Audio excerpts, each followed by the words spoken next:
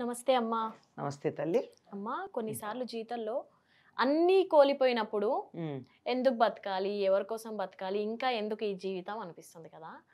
మరి అట్లాంటప్పుడు ఏ నిర్ణయం తీసుకోవాలమ్మా, ఏం చేయాలి? ఒకటి మీరు మూడు స్టేట్మెంట్స్ ఇచ్చారు ఇందులో. ఒకటి అన్నీ కోల్పోయినప్పుడు, రెండోది ఎందుకు బతకాలి, మూడోది ఎవరి కోసం బతకాలి. అసలు వీటికి ఆన్సర్స్ ఆలోచించండి. అన్నీ కోల్పోయామంటే ఏం కోల్పోయారు? ఏం కోల్పోయారు? మీ శరీరం మీకే ఉంది కదా, ఉంది. ఏం చేయాలి అని ప్రశ్న వేస్తున్నారంటే మీ మనస్సు మీకే ఉందా? ఉందా? ఆలోచించే మనసు ఉంది. ఆలోచించే మనసుకు ఆధారమైనటువంటి ఈ శరీరం ఉంది. ఏదన్నా చెయ్యాలంటే ఉపకరించేటటువంటి శరీర అవయవాలన్నీ ఉన్నాయి. ఇవన్నీ ఉండగా మీరు కోల్పోయింది ఏమిటి? ఏం లేదంటారా? ఏం లేదా కాదు, ఏమిటో ఆలోచించండి. ఏం కోల్పోయానన్న భావన మీకు వచ్చిందంటే ఏదో కోల్పోయారు కదా. ఏం కోల్పోయారో ఆలోచించాలి. అన్నీ అన్నది మాత్రం అబద్ధం. అన్నీ కోల్పోలేదుగా.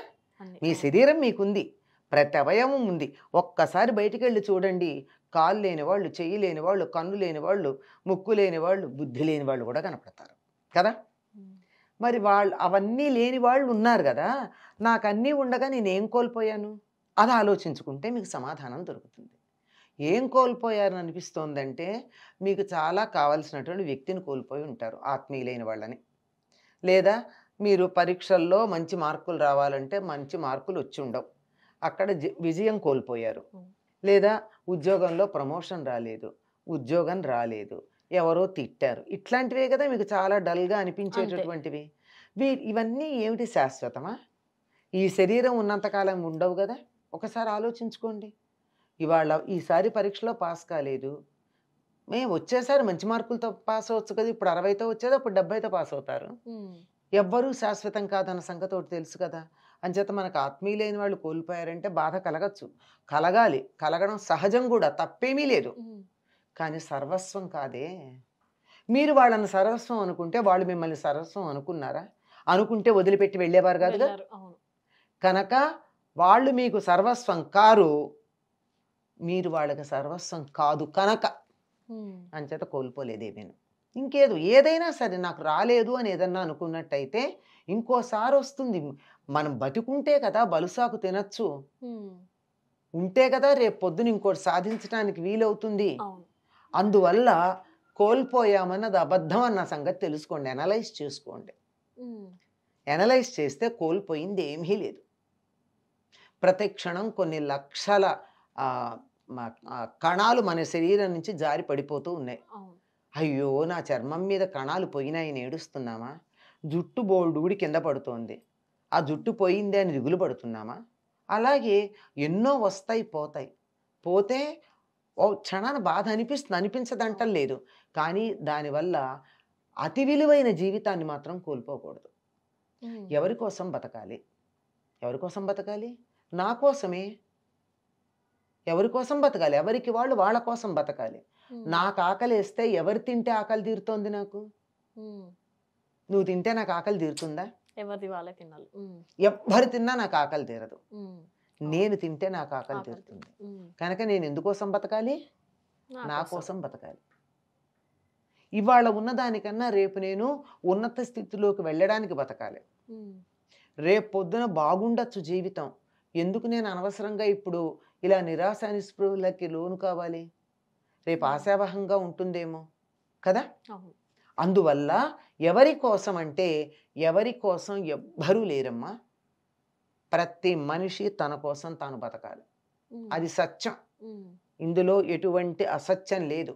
వేదాంతం చెప్పిన అదే చెప్తుంది, గ్రంథాలు చెప్పిన అవే చెప్తాయి, పాశ్చాత్య సిద్ధాంతం చెప్పిన అదే చెప్తుంది. ప్రపంచంలో ఏ సిద్ధాంతం చెప్పినా చెప్పేది ఏమిటి? మనిషి తన కోసం తాను బతకాలి.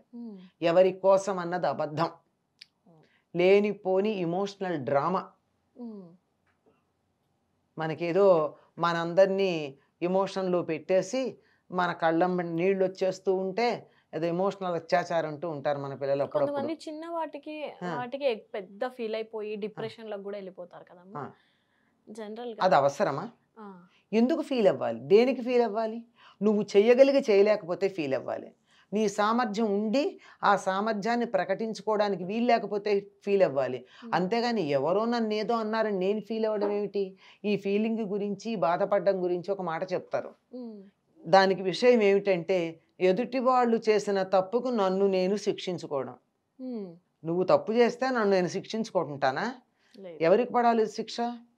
ఎవరు తప్పు చేస్తే వాళ్ళకి పడాలి. వాళ్ళకి పడకుండా వాళ్ళ తప్పుకు నన్ను శిక్షించుకోవడం అన్నది ఈ డిప్రెషన్ లాంటివి. అవసరమా? అందుకని ఇంతకు ముందు కూడా ఒక సందర్భంలో చెప్పుకున్నాం, పిల్లల్ని తమ కాళ్ళ మీద తాము నిలబడేటట్టు పెంచాలి అని.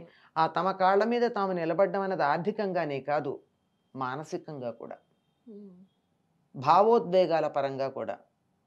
ప్రతిదానికి భావోద్వేగాలకు లోనైపోయి అంటే అమ్మ కొన్నిసార్లు జనరల్గా ఏమనిపిస్తుంది అంటే, మన కాళ్ళమైనా మనం నిల్చొని మనం సంపాదించుకున్న, కానీ ఎక్కడో ఏదో లోటు, తెలియని బాధ ఎందుకా అనిపిస్తుంది.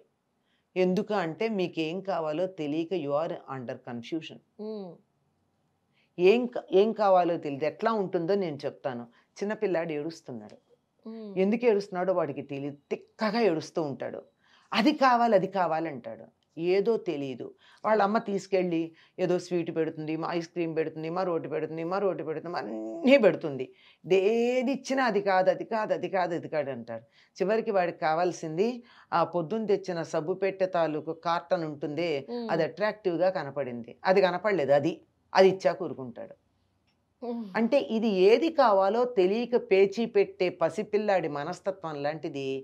నాకు ఏదో లోటు ఉంది అనేటటువంటి బాధ పడేటటువంటి వాళ్ళు, ఇంకా ఏదో లేదనుకోవడం, ఇది తనకేది కావాలో తెలియదు గనక దాన్ని సాధించలేకపోతున్నాడు గనక ఆ కాస్త ఖాళీగా ఉంది.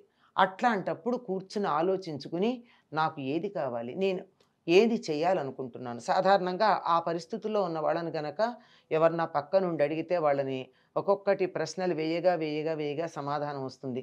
నువ్వేం చేయాలనుకుంటున్నావు, ఏం చేయలేకపోయావు, ఇవన్నీ ప్రశ్నలు తరచి అడగ్గా వాళ్ళు మెడిసిన్ చేయాలనుకుని మెడిసిన్ చేయలేకపోయాడు, డిగ్రీ చేశాడు, అది లోపలెక్కడో చిన్న ఇబ్బంది.